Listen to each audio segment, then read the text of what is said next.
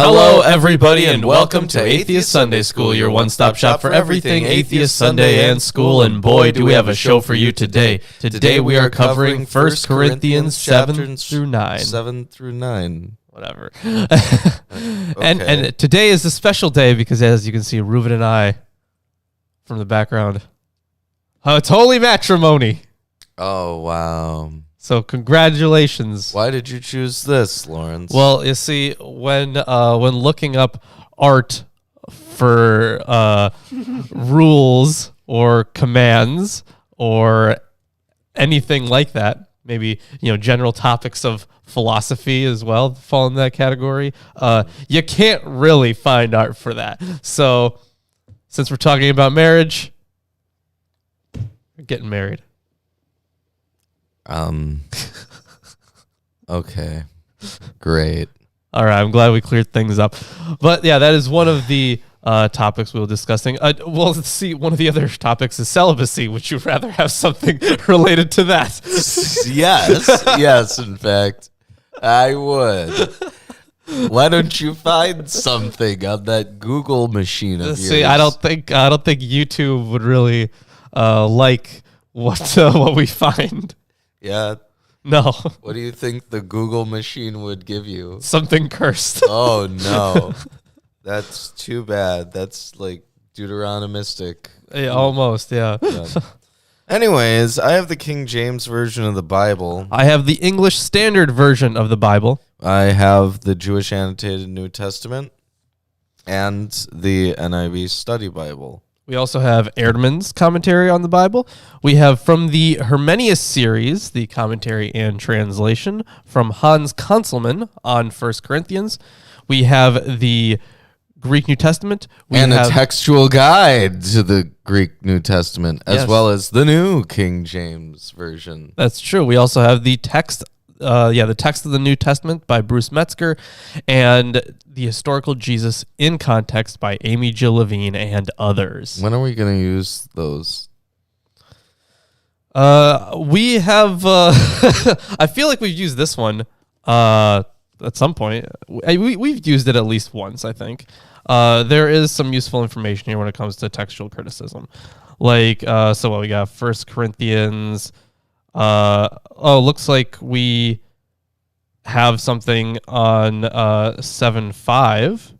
We might have something on 7.5 at least, so I can pull that up if you'd like. I'll see how relevant definitely. that would be. I want to see it, but we also, in addition to that, have the complete writings of Josephus and the Oxford Companion of the Bible. Yeah, isn't that great? Mm-hmm. So I'm going to hop into chapter 7 in the KJV, and you look for that. Yeah. I have it pulled up, so. Okay. Chapter 7. Now, concerning the things whereof ye wrote unto me, it is good for a man not to touch a woman. Nevertheless, to avoid fornication, let every man have his own wife, and let every woman have her own husband. Yeah, so there is a segmentation issue already in verse 1, actually. Mm-hmm. So the final 5 words of this verse may be the words of Paul in which he is giving his own advice to in response to something that the Corinthians wrote to him, which is what it basically says that concerning the things you wrote to us. For example, the RSV says, now concerning the matters about which you wrote. So it is possible, however, to understand these 5 words as a quotation from the letter that the Corinthians wrote to Paul. In that case, they should be enclosed within quotation marks, as in the NRSV, to show that these words are not Paul's, but were rather written to him by Christians in Corinth. So now concerning the matters about which you wrote, and that matter which they wrote was, it is well for a man not to touch a woman. Of course, it should be noted that different languages have varying ways of indicating when a quotation is being made, quite apart from punctuation. Yeah, that is true. And from the Greek itself, so concerning the things which you wrote, I mean, I guess this could be nothing in the Greek is actually indicative of a quotation, but I suppose it could be, because in the way that they would quote somebody was far different than the way that they would have like a direct discourse or even indirect discourse. Well, in any case, it's referencing something that was in a previous letter. Yeah, either way. Yeah, so if translators follow the interpretation that Paul is quoting from the Corinthians letter, then it may be good to make this more explicit than the NRSV has done. In addition, as Horley notes, touching a woman was a euphemism for intercourse, obviously. We didn't really need... I don't even know why he felt the need to say that, because we kind of already knew that. Who are children. Yeah, obviously. Children who are children. Maybe it's just for, people who have just been, repressed their entire lives. Well, it says here in verse 2 to avoid fornication, engage only in like marital relations, right? And the study Bible says on fornication, the temple to Aphrodite on the Acrocorinth, the rocky eminence above Corinth, at one time had in service 1,000 prostitute priestesses. Wow, that's pretty cool. So this was an issue of great concern for these people in Corinth, of course. Right, of course. Who live under can't be dealing with the sexually immoral 1,000 prostitute priestesses. Yeah, that's pretty dope. Yep. Let the husband render unto the wife due benevolence, and likewise also the wife unto the husband. The husband hath not power of her own body. The wife hath not power of her own body, but the husband. Tracks, yeah. And likewise also the husband hath not power of his own body, but the wife. Right? Wait, hold on. What verse was that? Verse 4? Verse 4. Yeah. See, you're the KJV. I don't know if this one's closer. Probably is. I'm guessing here. So the wife's body is not at her own disposal. Oh boy. Yeah, I haven't seen this kind of stuff in a while, huh? It's been 2 minutes. Yeah, and there's not that much commentary on it. Wow. We need to know more. Yeah, I feel like if this was I feel like this is probably a topic for apologists to argue about, but yeah. Well, Metzger had commentary on verse 5. So I think for verse 5. So I'm getting into verse 5 here. Yeah. So, defraud ye not one the other, except it be with consent for a time, that ye may give yourselves to fasting and prayer, and come together again, that Satan tempt you not for your inconsistency. Yeah, so this is another one of the issues with the KJV. So because it's based on late manuscripts, notice how yours said fasting and prayer, while the Greek would just be prayer. So this is noted here. So in view of the increasing emphasis on asceticism in the early church and the corresponding insistence upon fasting as an obligation laid on all Christians, it is not surprising that monks, in their work of transcribing manuscripts, should have introduced several references to fasting, particularly in connection with prayer. This has happened in numerous manuscripts. For example, there's in Mark 9:29, Acts 10:30, and of course this verse is one of them, where they would be, where scribes would add in fasting along with the prayer. And that is also noted in the textual guide here as well, where the manuscript evidence suggests that it's just to prayer.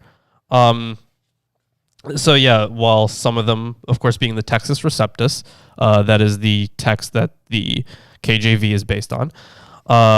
So they do end up adding that one, but yeah. So the variant readings are additions made in the interest of asceticism. Yeah. So everyone's pretty much in agreement with that. Yeah.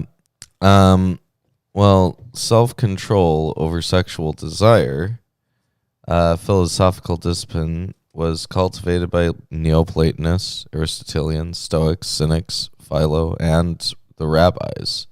So it's a very common trend among them. Sure. But anyways, what I want to point out is, one, there's not very much interesting commentary in any of these. Yeah. I feel like it'd be more interesting in an apologetic work. Someone wrote in the Jewish Annotated New Testament about the upcoming verses on the top of the page. Okay. So the person who had the book before we did. Yes. Okay, what did they write? They wrote in with blue pen, must practice celibacy above all else. Whoa. Wow. Okay. Oh boy. All right. Dude had some issues. Yes. So that man lived a very sad life, or is probably still living a sad life. or a woman. That is also possible. That is dead. true. Hooray. Or any xenogender. Okay. Whoever wrote that Whomever. I hate you, is sad. Or was. Yeah. So I don't know if it's whomever. I have no idea, but either way, I hate you. So. Don't worry, that commentary was commentary in commentary. Yeah, that was oh man. That's essentially a lectionary tradition right there. Yes. Yes, it is. Anyways, let me continue on because this chapter is long. Team. But I speak by permission and not of commandment, for I would that all men were even as I myself. But every man hath his proper gift of God, one after this manner and another after that. I say therefore to the unmarried and widows, it is good for them if they abide even as I. But if they cannot contain, let them marry, for it's better to marry than to burn. Oh boy. Yeah. So I think the Gnostics would have huge disagreements with well, actually, no. In one sense, they would have huge disagreements with him, but in another sense, they wouldn't. Right? Because the Gnostics put a huge emphasis on union, right? They did, yeah. It was like a melding of souls, pretty much. Right. So where he's exhorting celibacy over marriage and marriage over fornication, right? The Gnostics have a completely different hierarchy. They do, yeah. Right. In fact, the Gnostics would probably say marriage, fornication, then celibacy would be the hierarchy. That would make right? sense, yeah. But, yeah, let me continue. And unto the married I command, yet not I, but the Lord, let not the wife depart from her husband. But, and if she depart, let her remain unmarried, or be reconciled unto her husband. And let not the husband put away his wife. But to the rest speak I, not the Lord. If any brother hath a wife that believe him not, and she be pleased to dwell with him, let him not put her away. And the woman which hath a husband that believeth not, and if he be pleased to dwell with her, let her not leave him. For the unbelieving husband is sanctified by the wife, and the unbelieving wife is sanctified by the husband. Else were your children unclean, but now are they holy. Wait, hold on. So was that verse 14? Yes. Yeah, so for the unbelieving husband is sanctified through the wife, and the unbelieving wife is sanctified through the brother. through the brother. Yeah, so that's what I have in verse 14. Checking a few things. Yes, all right. So the likely reading is brother. So if I'm checking the Greek, I mean they're entirely different words, right? So in verse 14, I'm checking it. Sanctified through. Yeah, it is brother. Yeah. So so instead of Adelphoi, which has strong manuscript support, the Textus Receptus follows inferior witnesses, which read Andri. So that could be man, but it could also mean husband in this context. A more appropriate term to use with gune, that of course being woman or wife. The special force of the word brother, to be fellow Christian, was not appreciated by copyists. In order to recapture some of the nuance belonging to Adelphoi, the words tui pistoi, in the faith, brothers in the faith, were added to andri in some witnesses. Okay, so they would actually do husband in the faith, or I guess brother in the faith, man in the faith. These changes are stylistic and do not change the overall sense of the text. I don't know about that one, but if a literal translation of the reading in the text may be if a literal translation of the reading in the text may be misunderstood, a rendering such as through her Christian husband or her believing husband or simply through her husband may be preferable. But even though it's it would just the actual word is brother.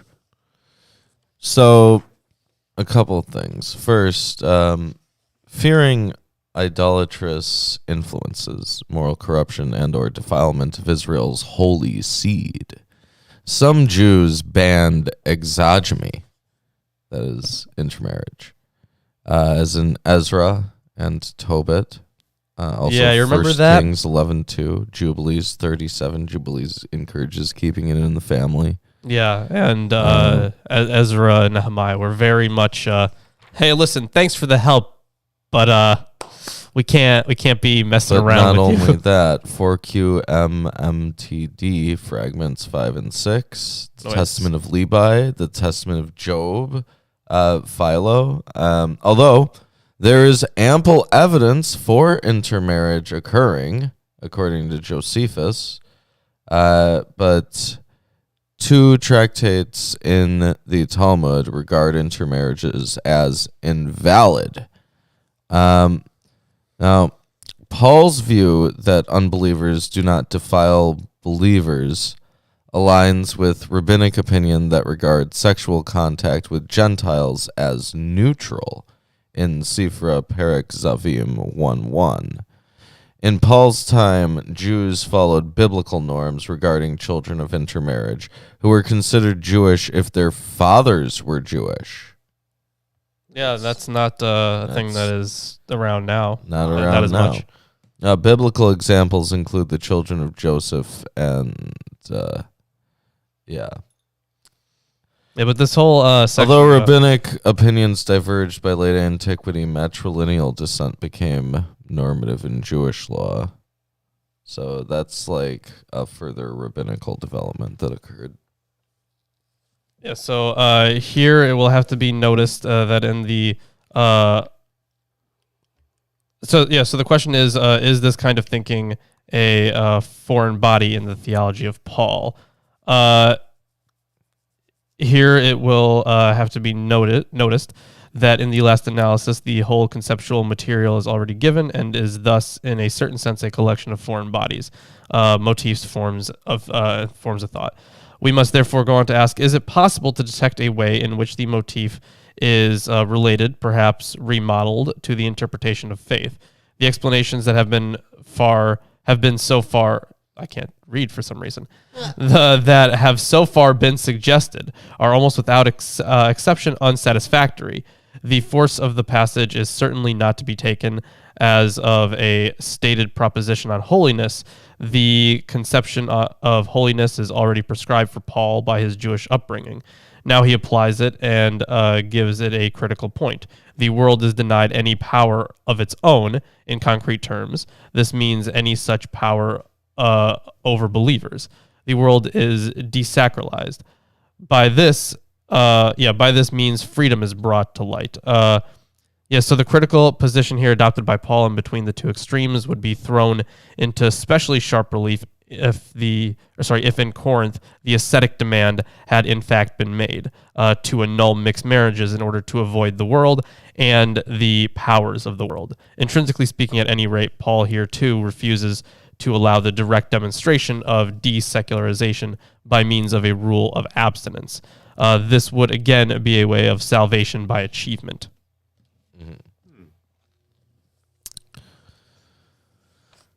But if the unbelieving depart, let him depart. A brother or sister is not under bondage in such cases, but God hath called us to peace. For what knowest thou, O wife, whether thou shalt save thy husband? Or how knowest thou, O man, whether thou shalt save thy wife? But as God hath distributed to every man, as the Lord hath called every one, so let him walk. And so ordain I in all churches. Is any man called being circumcised? Let him not become uncircumcised. Is any called in uncircumcision? Let him not be circumcised. So if a man was circumcised before he was called, then he should not have himself covered with a foreskin. The word there is covered, but covered with a foreskin. So if a man was uncircumcised when he was called, he should not have himself circumcised. Mm-hmm. Yeah. And I think, that would make sense at this point. They're like, if you are a convert to this faith, I guess don't worry about it, because I'm guessing they understand that chopping off part of your dick is not a great marketing campaign. Right. Yeah. Right. Not in favor. This is when they're realizing that, huh? Right. I think they knew that before. Maybe that's why Christianity really took off. Yeah, they were more Judaism accommodating. didn't. Absolutely. Yeah, they knew that before, obviously, which is why the Jews have always been so like they want to make sure this is what you really want. Like if you're going to convert to Judaism, there's a whole fucking process and a whole bunch of it's like exams in a way. Like they want to make sure that this is what you want. Does someone who's already circumcised have to be re-circumcised if they convert? Just spiritually. I don't know. I actually have no idea. That would be horrible. That would be. That would be. Anyways, circumcision is nothing, and uncircumcision is nothing, but the keeping of the commandments of God. Let every man abide in the same calling wherein he was called. Art thou called being a servant? Care not for it. But if thou mayst be made free, use it rather. For he that is called in the Lord being a servant is the Lord's free man.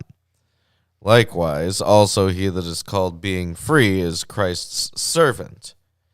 Ye are bought with a price. Be not ye the servants of men. Brethren, let every man wherein he is called therein abide with God. Now, concerning virgins... Yeah, before we get to virgins. In the reason adduced, the notions of freedom and service are developed in both directions. The variation in the parallelism, in the slave's case, en kurioi, so in the Lord, indicates the incongruity of the content. This is obscured at first sight by the choice of words, but emerges all the more clearly on closer inspection. The statement that the slave who is called in the Lord is the Lord's freedman does not really fit. If he were a freedman, then without detriment to any obligations of clientage and piety, he would in fact be free. The meaning is rather that if he is in the Lord, if he belongs to him, then he is free in the eschatological sense, free from sin. Yeah, so Yep. He is a freedman, not in relation to the Lord, but in relation to his erstwhile status as a slave. Both statements belong together. The free man is really free as a slave of Christ. In this servitude lies the common factor, the freedom of the slave and of the civilly free man. Mhm. Now concerning virgins. But also just quick note here. Yeah, the demand to become a slave, a doulos of a god, is radically non-Greek. Apparently, so. Right. Why would it be? It wouldn't. No, you would have patrons. You'd have your followers. Yeah, they did not use slave for that, but it's used throughout Paul's letters, especially. Right. Now concerning virgins, I have no commandment of the Lord. Yet I give my judgment as one that have obtained mercy of the Lord to be faithful. So his own opinion. I suppose, therefore, that this is good for the present distress. I say, it is good for a man so to be. Art thou bound unto a wife? Seek not to be loosed. Yeah, so... Art thou loosed from a wife? Seek not a wife. It's funny. The word virgin here, parthenoi, of course, you might recognize the word parthenoi. This was used to describe Mary. This was also, of course, the basis for the Parthenos in Athens, right? And that was the temple of Athena, and Athena was a virgin goddess. So that's where we get the word Parthenos, or that's where we get the name for the Parthenos, and it all comes from this word. Yeah, but what is meant by the term parthenoi is superfluously enough hotly disputed. It means so virgins, not say, and this is this is it's in Latin, so I'm not entirely sure what it means. So this is virginis sub introducte. I don't know what that means. So maybe someone can help me out there. But either way, so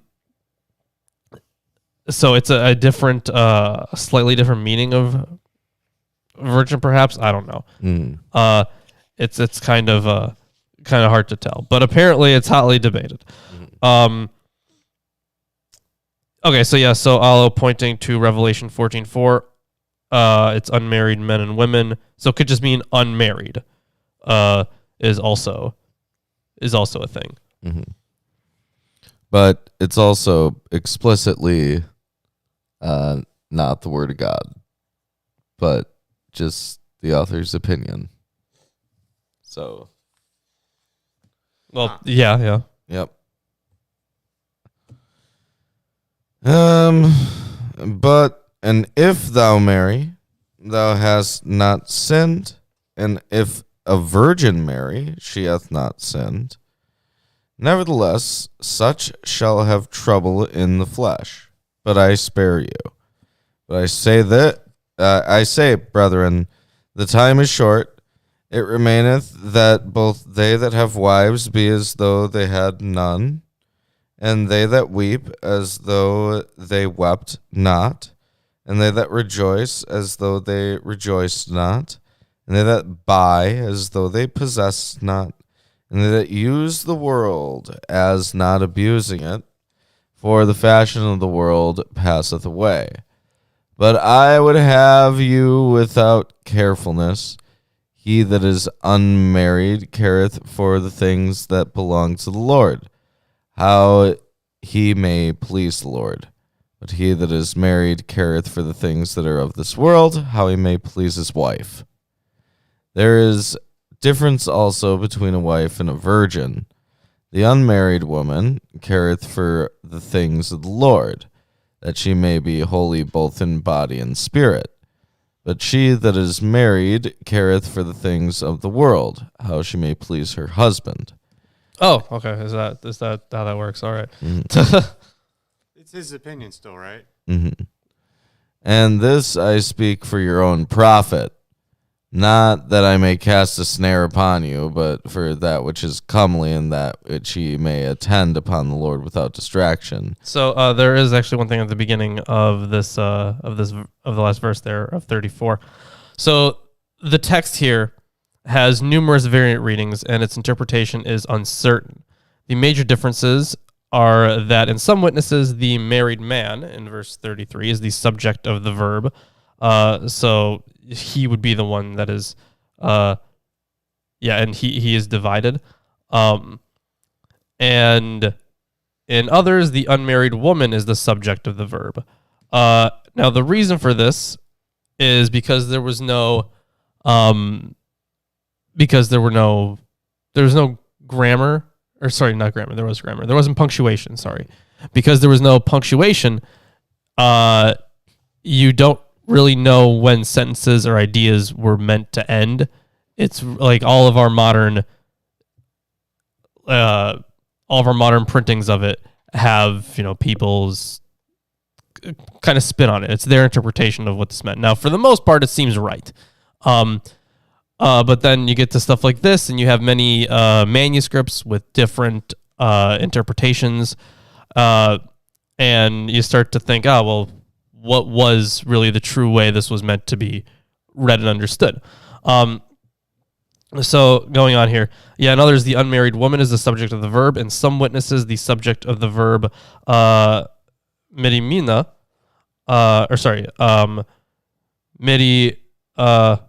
nai, is the unmarried woman and the virgin, and in others the subject is the virgin. The difficulty of distinguishing hegune he agamos, the unmarried woman, from the virgin may have led copyists to shift the adjective agamos, that being unmarried, from woman to virgin, as in some witnesses. The reading of those manuscripts, which have the adjective, so it could just be the unmarried person, but if they have it after both woman and virgin, is the result of two separate readings having been combined. And in those cases, you can usually, if all the cases are the same, you can usually say that the adjective can modify both of them, actually. None of the readings is satisfactory, but the most satisfactory is that of the text, which is supported by early representatives of the Alexandrian and the Western text types. The absence of the first chi, that just means and, by the way, in some witnesses may be explained either as an oversight or as a deliberate removal to keep from having the two nouns, the woman and the virgin, both used, or woman would work. The woman and the virgin both used as the subject of the one verb. That is, the woman is the subject of the verb memeristai, which would be divided, and the unmarried virgin is the subject of the verb merimnai, which is concerned. The presence of the first chi is supported by a good combination of witnesses. So, he does go on for quite a bit about this, but then he goes on to say that nearly all modern translations follow the reading in the text. The REB, the REB, for example, translates, his aim is to please his wife, and he is pulled in two directions. The unmarried woman or girl is concerned with the Lord's business. And then it follows pretty much similarly. It should be noted that even if the reading in the text is followed, there are at least 5 different ways in which the words the unmarried woman and the virgin may be interpreted and translated. The REB footnote gives the following translation of the reading of some early versions and later manuscripts. His aim is to please his wife. There is this difference between the wife and the virgin. The unmarried woman is concerned with the Lord's business, and then so on. As has been noted by him for anyone who wants the the cliff notes to that. Essentially, depending on the manuscript tradition, you can have variant readings of that. Now, it doesn't super change the meaning of the text, but it, there has been argument over this, and no one's really sure about it, honestly. Like, even in their own text, Olmanson actually gives it a D in his certainty. So it's wholly uncertain in what way this should be read. Who is the one that is divided, and what is it? Or who is the one that's concerning, or being concerned, I guess. So yeah, little differences here and there. But if any man think that he behaveth himself uncomely toward his virgin, if she pass the flower of her age, and need so require, let him do what he will. Oh my God. He sinneth not. Let them marry. So what's the flower of her age? Hold up here. Okay, so that was starting with verse, was that verse 38? Yeah, but if anyone... That was verse 36. That was verse 36. Okay, never mind. Oh, I misread that. That's actually my fault. That 6 looked like an 8. So yeah, but if anyone thinks he is not behaving properly towards his virgin, if he or she is more than mature, and it has to be so, let him do as he wishes. So for his virgin... right, yeah, the Jewish Annotated New Testament says that this could be interpreted as a fiancé. A Jewish and Roman marriage consisted of 2 stages, betrothal and nuptials. Oh, it could be also... So it could be his fiancée or it could be his daughter. Oh. Yeah, the traditional exposition adopts the interpretation father and daughter.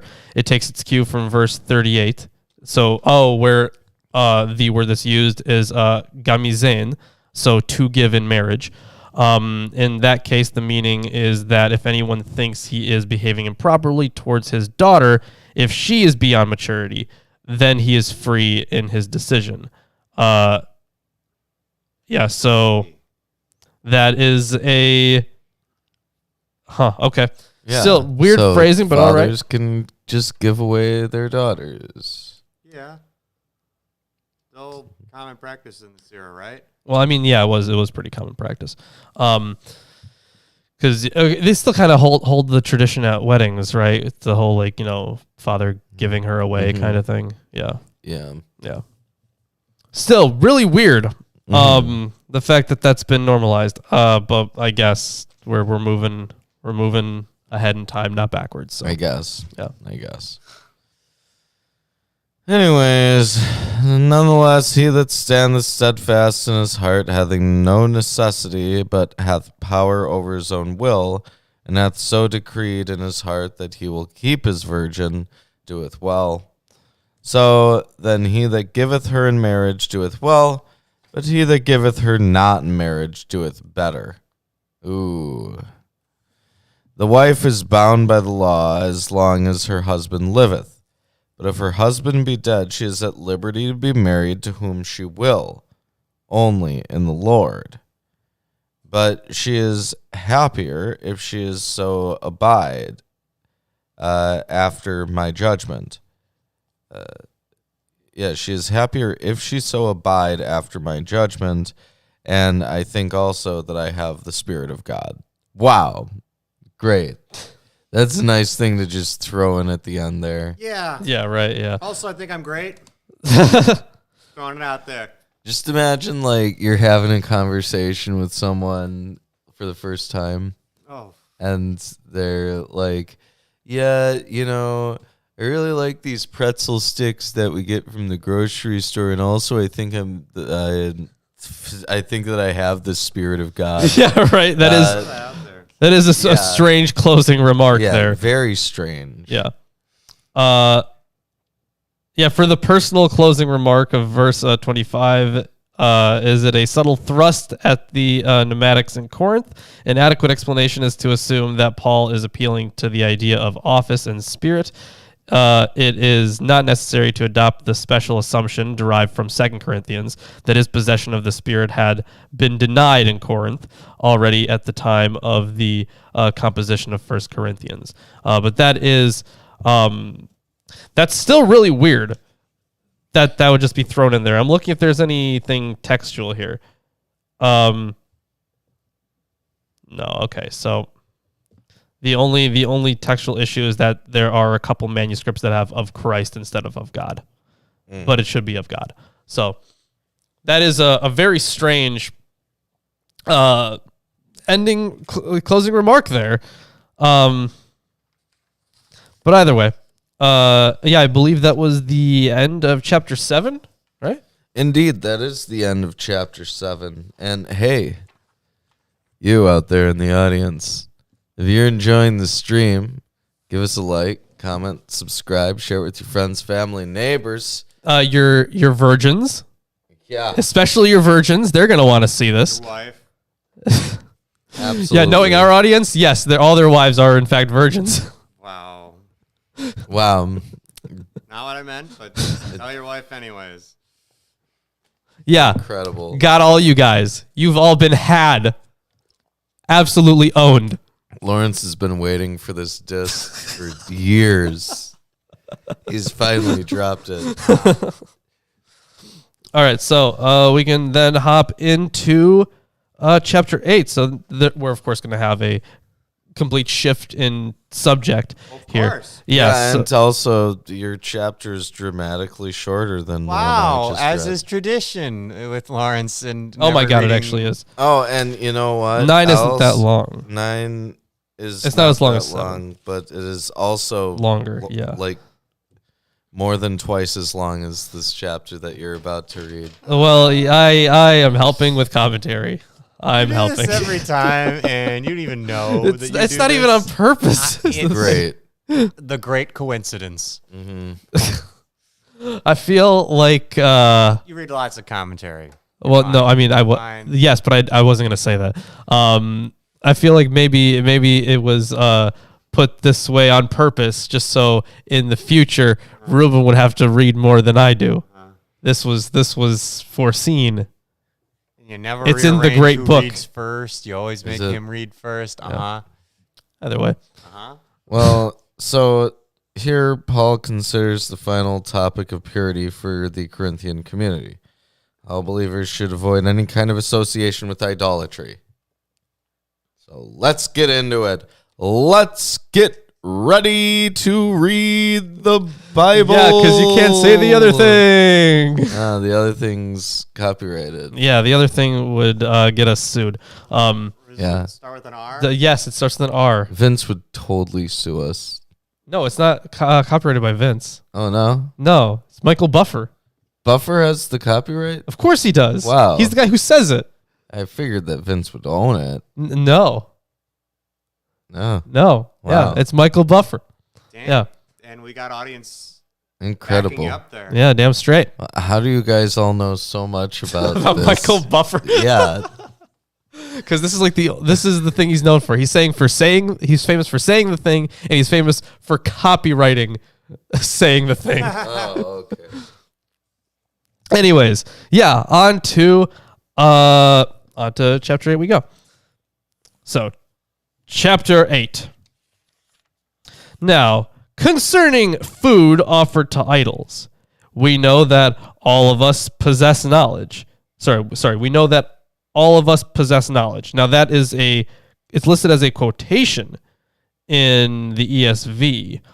But it doesn't seem that way. So the food sacrificed to idols, it's a derogatory term, Greek idolothetos, used by Jews and Christians for pagan sacrifices.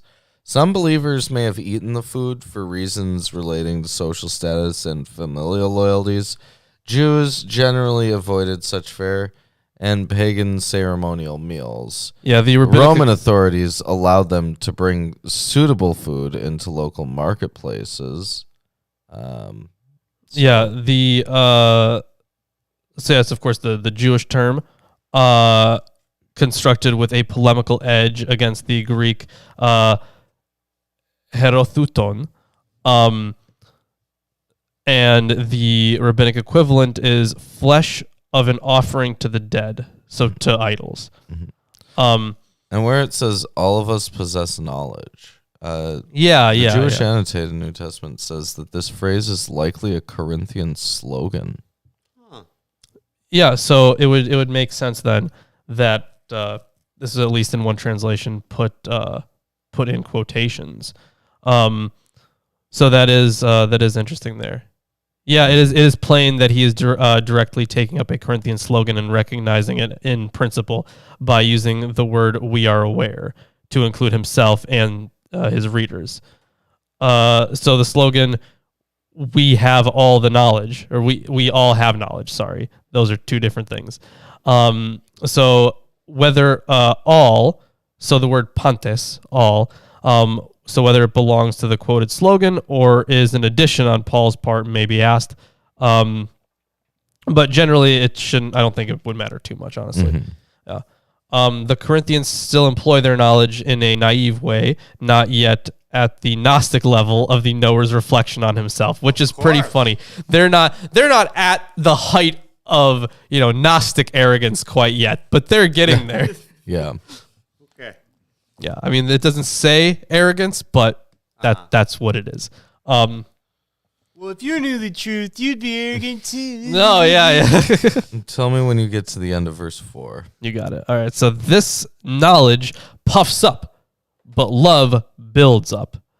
If anyone imagines that he knows something, he does not yet know as he ought to know. But if anyone loves God, he is known by God. I like how this...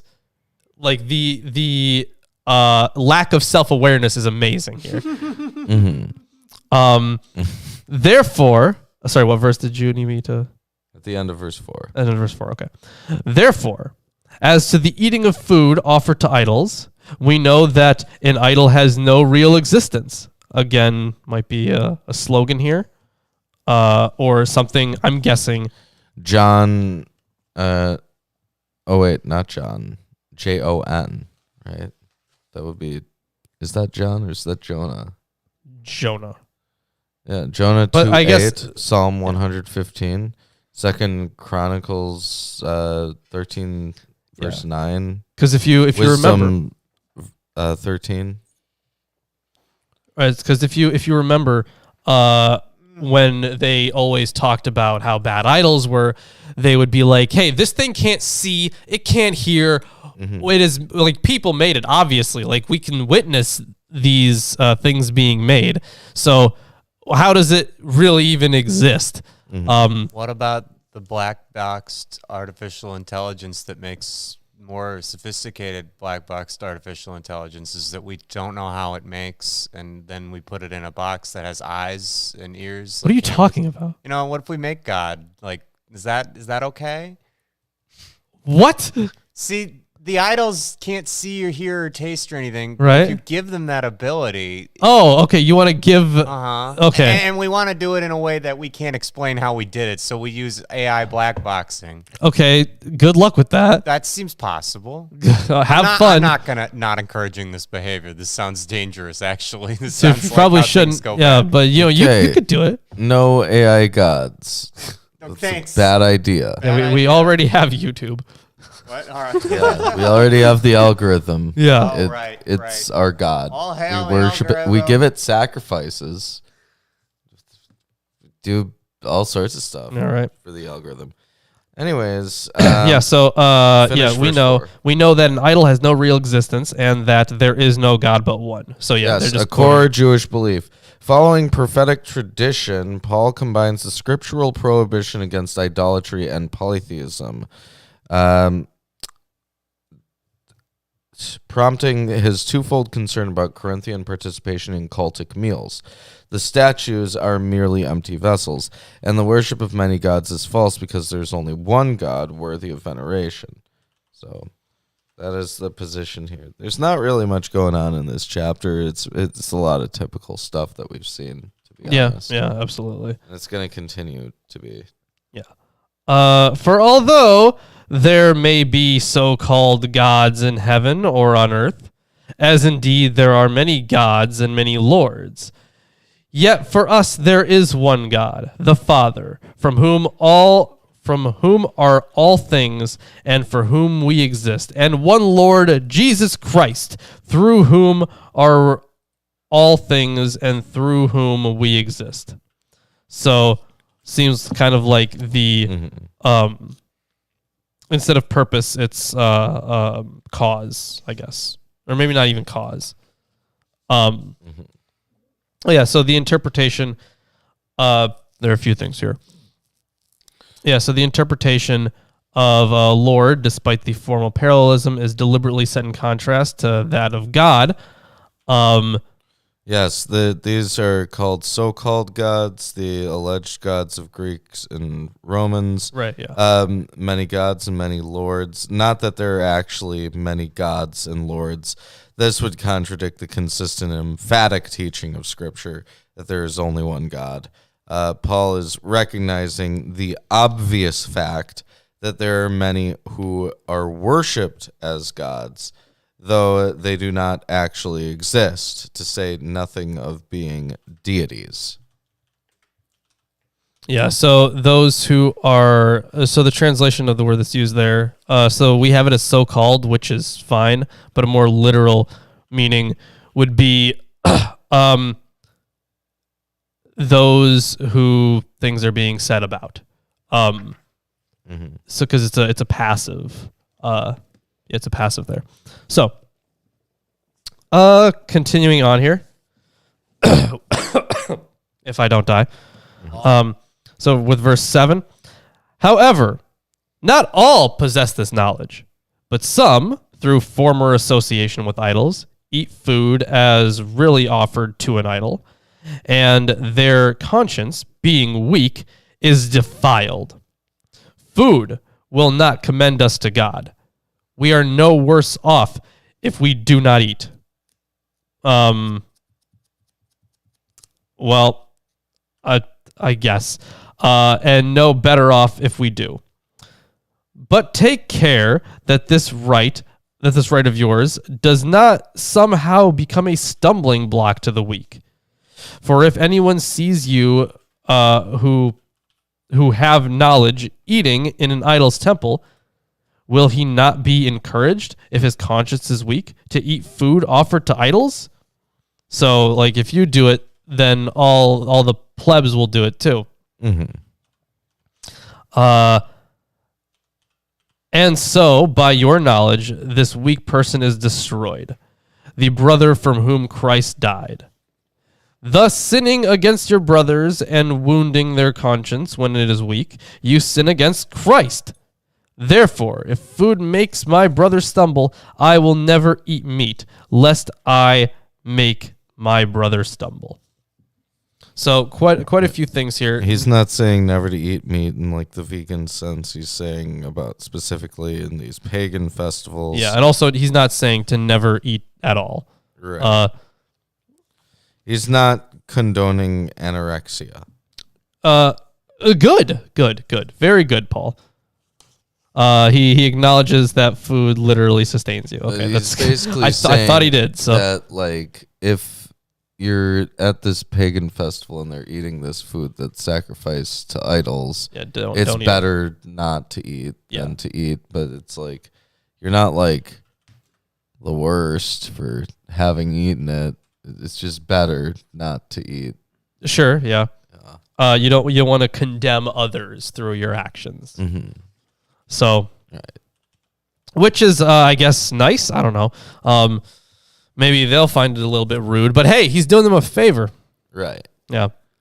And that is, I mean, I don't really have that much commentary on this. I don't think there's anything super important textually speaking in those verses. So yeah, aside from the slogan stuff, there's really not much. But that is, of course, the end of chapter 8. Pretty short chapter. Yeah, and Lawrence. Yeah. Do you hear something? I think I might hear something. It's scaring me. I also hear no, something. Behold, I am your Lord and Savior, Jesus Christ, and I want to let all you heathens and sinners know that I support this wonderful episode of Atheist Sunday School. Lawrence and Reuben try their very best to bring you the true glory of the Bible, and they need your help. They have provided links to their Patreon page and other social media just for you. Once again, my name is Jesus Christ, and this is Milwaukee Atheists. The Lord is with them. God bless. I think so. Nah, man, it's a sophisticated neural network that actually is an antenna for a yet discovered plane of physics that contains consciousness. Welcome back, everybody. And you know what? These are the things that... Okay, so first of all, Jesus obviously had some influence there on Chris's words. No, nobody influences me. No, it was Jesus. Okay, Jesus, I'm way too old to be influenced at this point. Jesus popped in here, and he influenced you with his divine power. Of course. It was him right there. You saw him. Yeah, I've seen video. What up? Yeah. There you go. Now you gotta deal with that realization. But anyways, yeah. So we can hop into chapter 9 once everyone gets back. But chapter 9 surprisingly introduces a new theme: the apostleship of Paul. Is the present context secondary from the literary standpoint? Especially as there appears to be breaks also at the end of the chapter. While it is certainly possible to see a comprehensive theme in the topic of freedom, yet this is not enough to explain the state of the text. For in chapter 9, the freedom that is discussed is not the same as in chapter 8. Its sense cannot be discovered from the connection with chapter 8, but in the first instance only from chapter 9 itself. But anyways, welcome back. Thank you. How was your ascension? Illuminating. Was it? That's Yeah. good. And now I'm in the know. Are you in the know? Yeah. And you're not. Oh, shit. And you just can't be. Well, but isn't there like a way for me to be in the know? You just need to be in the know. I just need to be. Those who aren't in the know can't be told. Wow. Man, some of these facts, you're just dropping them. Mm-hmm. And I got to pick them up now. I'm like Alan Watts here. Yeah, we'll just have some chill music in the background and pick up all your quotes. Yeah, you could do that. Yeah, you could. You could. Like all the quotes in the Bible about like murdering people. No, the chill quotes, the chill. Oh yeah. Look at all these. Look at all these quotes I'm holding. thought-provoking things that we talk about in between. Oh. And the textual basis of this word. No, You know, I like that stuff. Fuck off. Okay. fine, you get that for your Textual chill wave. criticism chill wave. That's Doing it. our new genre. I'll produce one song. Okay. If you do that, I will listen to it. Okay. Either way, we can hop into chapter 9. Yes, chapter 9. Am I not an apostle? I don't know. Well, the way that apostle. Well, here's something. Oh, wait, hold up. Outcast. So this is. Wait, does it just end there? Continue the verse. No. Am I not free? Okay. Have I not seen Jesus Christ our Lord? Are not ye my work in the Lord? That's the first Okay. verse. So yeah, everything is the same there. It's just switched around. It's a different order, just like we've had before with the Yeah. KJV. Different order, Yeah. but yeah, whatever. If I be not an apostle unto others, yet doubtless I am to you. For the seal of mine apostleship are ye in the Lord. Mine answer to them that do examine me is this: Have we not power to eat and to drink? Have we not power to lead about a sister, a wife, as well as other apostles, as the brethren of the Lord, and Cephas? Or I only and Barnabas? Have not we power to forbear working? And so it's interesting that we're finally bringing up, some people from his past. Right. Yeah. So, so what relation does Cephas have, or Cephas bear to them? So may we conclude from verse 6 that Paul's conduct was influenced by Barnabas? Now, this is unequivocally a question of the right of missionaries to be supported by the communities. Paul maintains this right, of course. Indeed, he has to make clear that his renunciation of it, while certainly in accord with his peculiar calling, is nevertheless in regard to the communities in a subjective, though not an arbitrary sense, freely exercised. Apparently, it has what? Ryan should close his browser and open it again. That's all. Thanks. Oh, okay. All right. Yeah, that might work. Refresh. Oh, yeah. Yeah. So anyways, apparently it has been cast in his teeth that his renunciation shows he has, after all, a bad conscience in claiming to be an apostle. No, he is simply free. Mm-hmm. No. Who goeth to warfare any time in his own charge? Who planteth a vineyard and eateth not of the fruit thereof? Or who feedeth the flock and eateth not of the milk of the flock? Say I these things as a man, or saith not the law the same also? For it is written in the law of Moses, Thou shalt not muzzle the mouth of the ox that treadeth out the corn. Doth God take care for oxen? Or saith he it altogether for our sakes? For our sakes, no doubt, this is written, that he that ploweth should plow in hope, and that he that thresheth in hope should be partaker of his hope. If we have sown unto you spiritual things, it is a great thing if we shall reap your... If we have sown unto you spiritual things, is it a great thing if we shall reap your carnal things? If others be partakers of this power over you, are not we rather? Nevertheless, we have not used this power, but suffer all things, lest we should hinder the gospel of Christ.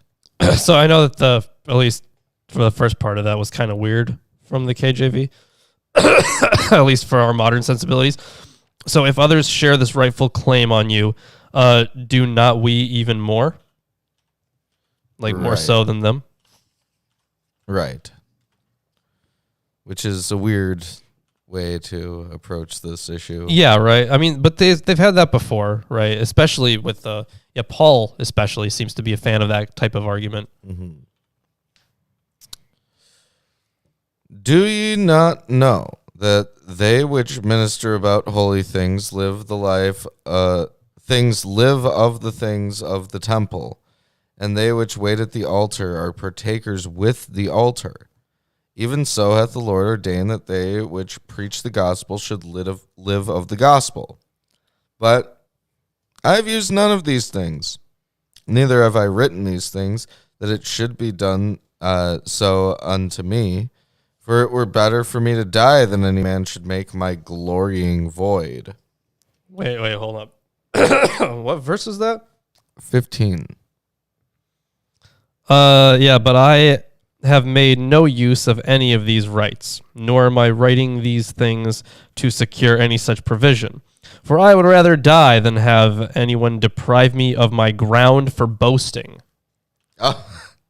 Wow. Yeah. Paul declares his renunciation, this time expressly also for the future. The construction of the sentence breaks down. The fact that Paul here lays claim to a boast is no contradiction of his self-understanding in terms of the theology of the cross. His boast lies precisely in his renunciation. Mm-hmm. For though I preach the gospel, I have nothing to glory of, for necessity is laid upon me. Yeah, woe is unto me if I preach not the gospel. Right, but this takes up from, I believe, Ezekiel, right? Because in Ezekiel, he had the command of divine. It was divine silence, right? Yeah. He was like, because I talked about this in detail in my Suffering Servant video, but essentially with Ezekiel, his job was to save people, but he also got the command of divine silence, so he couldn't save people. So he was a prophet who had to save people that wasn't allowed to save people. It was only by God's will that he could. So in a similar vein, Paul's like, this is a burden on me. Mm-hmm. Like being responsible for all you schmucks, it's a burden. Yeah. So video idea. Here's a free one for you. Oh, okay. Ezekiel's wife. That's the whole thing. That's the whole video right there. Yeah. Yeah. There's just so much on her That's it. That's right there. You have Well, a I whole bet you video. can find some things out there about Ezekiel's wife. I'm sure if I started looking through, Ancient literature. if I started looking through like the Talmud or Midrashic stuff, yes, I'm sure I would find quite a lot of funny things. So maybe that's a fun idea. Yep. Ezekiel's wife. Mentioned in like one verse Yeah, in the Bible. essentially. Yep. And then she died. She died in that That verse. was the Yeah. verse. Yeah. She Unfortunate. appears in the verse that she dies in. Yeah. Anyways. For if I do this thing willingly, I have a reward. But if against my will, a dispensation of the gospel is committed unto me. What is my reward then? Verily, that when I preach this gospel, I may make the gospel of Christ without charge, that I abuse not my power in the gospel. For though I be free from all men, yet have I made myself servant unto all, that I might gain the more. And unto the Jews I became as a Jew, that I might gain the Jews. To them that are under the law as under the law, that I might gain them that are under the law. To them that are without law as without law, being not without law to God, but under the law to Christ, that I might gain them that are without law. So To the weak became I as weak, that I might gain the weak. I am made all things to all men, that I might by all means save some. yeah, so this is this is kind of interesting. I feel like I talked to Pen Guy about this actually, where you kind of adopt a lot of the styles or mannerisms of the people around you, and you kind of win them over. And it's a good. God, I wish I could do that. Yeah, me too. No, but the thing with Pen Guy, and for those who are not frequent viewers, Pen Guy is this creationist Christian at UW Milwaukee. He just kind of goes around handing out pens with little messages on them. One time I actually needed a pen, and I was like, hey, can I get a pen? And he's like, oh, yeah, I'm giving these things out, man. So I needed a pen. I was there late one day too, and he was like, "Here, you can have this pen with a flashlight on it because your phone's dead, and you might want it for your car." And I'm like, "Yeah, That's thanks, true. dude. That's true. He's actually really useful." Yeah, he's a nice guy too. He's nice, and now I don't mean he's a nicer guy. Yeah, no. he's genuinely a good nice person. Yeah. So I enjoyed talking to him, but I told him, like, how do you feel? This was like a while ago. I was like, hey, how do you feel about people like swearing and cursing? Like, how do you feel about that? And he's like, I mean, you just kind of go along with whatever the people are generally doing. So he doesn't really have any issues with that. But he I think he cited this verse actually. Wow. He's like, yeah, you kind of go along with it, and it's not hindering me in any way.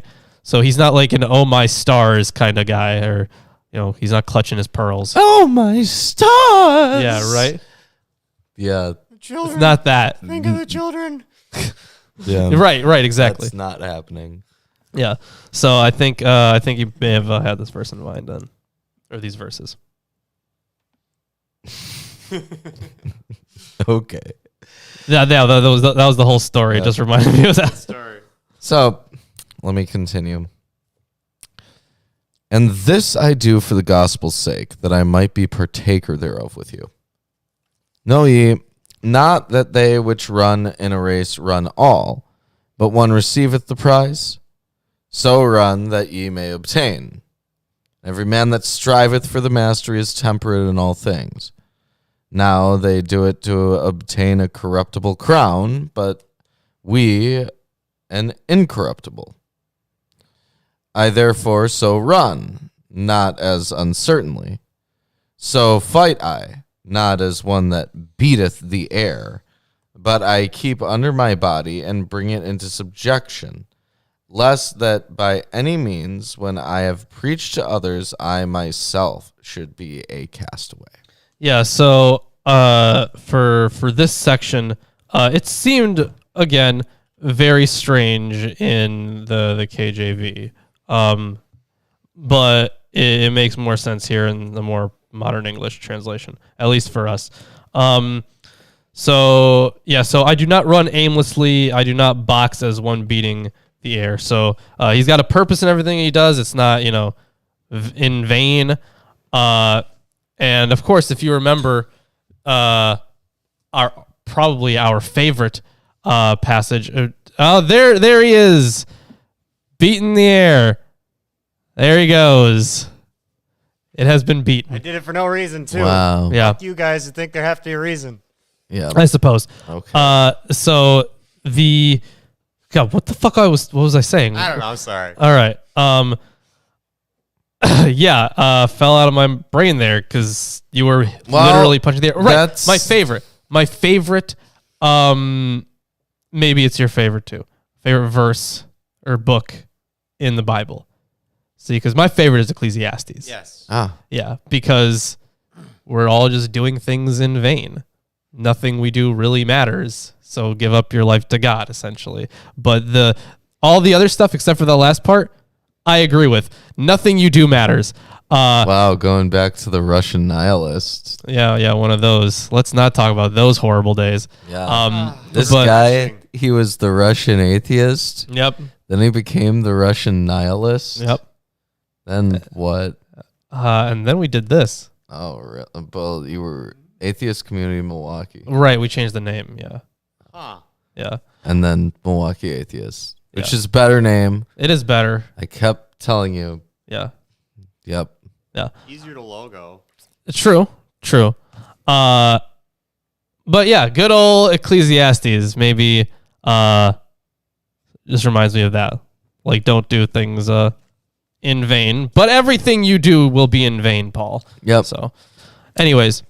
So that is the end of the chapter and the end of our readings for the day. Hey, if you enjoyed the stream today, be sure to check out our Patreon where you can become a patron. That's what you do there. Yeah, you could do that. And here's a shirt. On the Patreon, you could get entered into monthly t-shirt giveaways, and one of the shirts you can win is that one right there. But if you don't want to become a patron and you don't want to enter into those t-shirt giveaways, you can just go on to our Teespring and get yourself that shirt. It's nothing new under the sun. That is perfect because we were just talking about Ecclesiastes. Yes. Yeah. And furthermore, if you'd like to help us out in a different way, you can check out our Amazon wish list where you can buy us books.